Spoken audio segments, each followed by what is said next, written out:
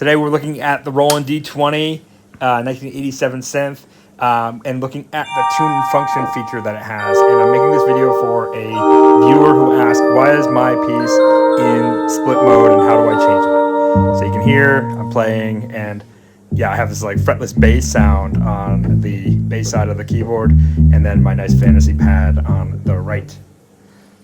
So I can make changes to this, of course, by hitting the tune and function button, and I'm going to use the display up and down buttons to toggle through. So the first option is master tune, which you're probably not going to want to change. Memory protect, which you may want to change at some point, but not today. And here we get to the split point. The split point shows you the point at which the bass turns to the treble side of the keyboard. So it's, as I change the option up to G sharp 5 here, it's now opening up a wider expanse of keyboard for the bass side of the keyboard, and the treble is pretty much not present. And if I do it all the way up, the whole keyboard is taken over by the bass tone.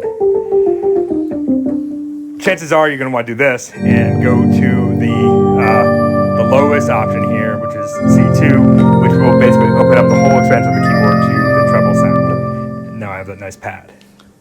And what's pretty awesome is it will remember this when you power down. So if I turn the keyboard off and turn it back on, I don't have to go and readjust my split next time. It's all good. While we're here, let's talk about all the other things that are in the tune and function feature of the D20.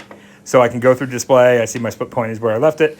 I do have the opportunity to change my reverb. So there are, I think, 8 types of reverb on this, and there is a reverb time that's also 1 through 8, a reverb level that I think is 1 through 7. It's pretty subtle. And yes, I know I'm not playing this through a line in, I'm playing it through the mic. And I do this because this is how you should be hearing the keyboard. If you're playing it over headphones in your parents' basement, good for you if you're under 15.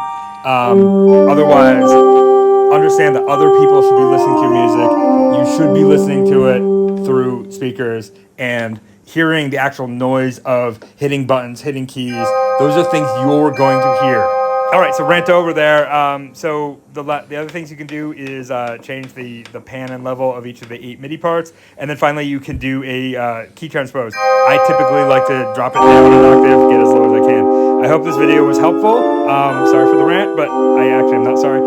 So do like and subscribe if you want to hear more content from me with all of my noisy buttons.